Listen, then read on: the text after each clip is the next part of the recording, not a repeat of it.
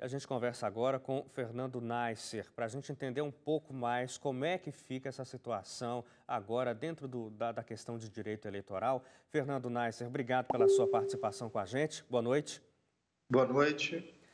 Fernando, a gente, no começo do dia, aliás, ao longo de todo o dia, havia uma especulação muito grande de que o presidente Michel Temer, ao fazer o pronunciamento que fez, às 16h, iria usar o espaço para renunciar ao poder, o que não aconteceu. Agora, há pedidos, como a gente mostrou na matéria, de impeachment. Já havia pedidos contra o Temer, inclusive com ordem do Supremo para que isso fosse dado andamento a isso. Agora, novos pedidos, já 8 protocolados no Congresso pedindo o afastamento dele. Manifestações ontem e hoje também querendo, com gritos de diretas já. Existe, Fernando, algum tipo de possibilidade de que algo assim ocorra? Existe. Depende, inicialmente, o impeachment para andar de uma decisão exclusiva do presidente da Câmara. É só ele quem pode determinar o início do andamento do processo de impeachment com o recebimento do pedido e a deflagração do procedimento. É muito comum que os presidentes de Câmara arquivem dezenas de pedidos de impeachment, como sempre fazem, e, eventualmente, deixem um ou outro seguir adiante. A situação hoje está, portanto, nas mãos, do ponto de vista de um possível impeachment, do deputado Rodrigo Maia, que, ao que tudo indica, segue sendo um aliado fiel do presidente Michel Temer e, portanto, acho que só uma pressão política, popular muito grande, midiática, para fazer com que por essa via se consiga chegar a uma resolução. Um outro caminho, claro, seria a renúncia. Vimos todos hoje na manifestação do presidente que não foi o caminho que ele optou, ao menos por hora. E um terceiro caminho que se tem é o julgamento da chapa Dilma Temer no Tribunal Superior Eleitoral, algo que deve ter início agora em junho e com previsão talvez de terminar logo depois do recesso, se algum ministro pedir vistas. Me parece talvez o caminho até mais curto, porque o impeachment a gente sabe que é um processo que leva alguns meses, e tem um certo receio que a nossa economia fique ainda mais combalida se for obrigada a passar por os solavancos de um longo processo de impeachment.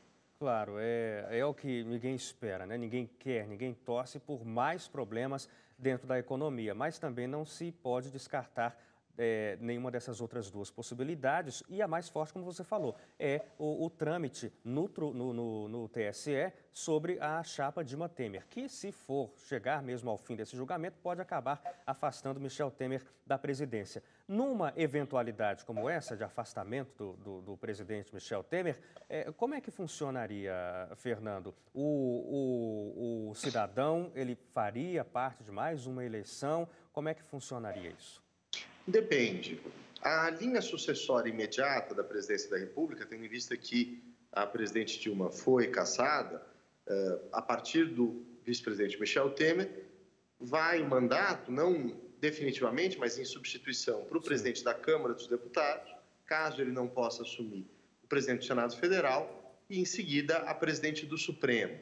Então, num primeiro momento, se houver uma cassação, uma renúncia do presidente Michel Temer, assume o deputado Rodrigo Maia, mas ocorre aí o que a gente chama de dupla vacância. Sim. Os cargos de presidente e vice vão ficar simultaneamente vagos e há a obrigatoriedade de convocação de novas eleições. Há um debate jurídico com relação a qual solução se dá, na medida em que o Código Eleitoral fala que a eleição seria direta se a cassação ocorrer nos primeiros 3 anos e meio do mandato, enquanto que a Constituição fala que, se ocorrer nos últimos 2 anos do mandato, a eleição seria indireta. Pessoalmente, eu entendo que são duas hipóteses diferentes de vacância. A Constituição, quando fala em dupla vacância, ela fala daquelas decorrentes de morte, renúncia e impeachment. Portanto, se Michel Temer sofrer impeachment, aí eu entendo que nós estamos plenamente dentro do campo daquilo que é regulado pela Constituição e, portanto, teríamos eleição indireta, por eleição feita pelo Congresso Nacional, na verdade organizada pela Justiça Eleitoral, pelo TSE, mas na qual o corpo de eleitores seríamos deputados e senadores que votariam como se fosse um corpo único. Sim. De pessoas, 594 pessoas. Se a cassação se der pelo Tribunal Superior Eleitoral, naquela ação que tramita que nós mencionamos, aí entendo eu que prevalece a regra do Código Eleitoral. Há um amplo debate ainda entre os juristas da área. Alguns juristas relevantes entendem que vale o Código Eleitoral nessa situação, outros entendem pela prevalência da norma constitucional, e aí, claro, caberia à própria Justiça Eleitoral designar a forma de realização da chamada eleição suplementar, que é aquela eleição que você precisa fazer para preencher o resto do tempo que falta para acabar o mandato. Muito bem. A gente conversou aqui com o Fernando Neisser, especialista em direito eleitoral. Fernando, obrigado pelo seu tempo. Uma boa noite para você. Obrigado, boa noite. Boa noite. Bom, e aqui dentro do estúdio a gente segue também com outras discussões. Hoje a gente está recebendo aqui o William Retamiro. William, a gente viu aí nas reportagens anteriores que a situação é grave também para o presidente nacional do PSDB, ainda presidente nacional, embora possivelmente o partido vá afastá-lo desse cargo, Aécio Neves, que dentro de um cenário eleitoral para 2018 era um outro nome importante, forte para uma corrida eleitoral. A gente fica num vislumbre, William, de poucas opções para a política nacional. Não, com certeza. A gente fica muito limitado das opções de escolha. Né?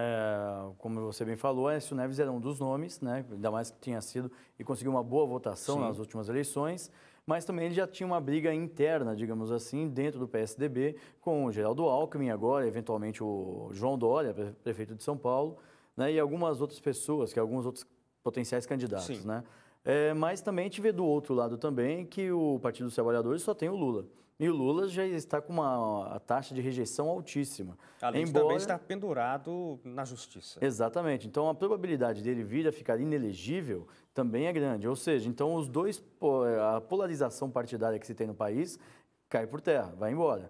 E isso aí nos lembra um pouco o que aconteceu recentemente nas eleições da França, né? Onde os dois principais partidos oposicionistas, eles ficaram de fora da disputa e foi a extrema-direita e um liberal para poder fazer a disputa final. E o liberal acabou ganhando, que foi o Macron.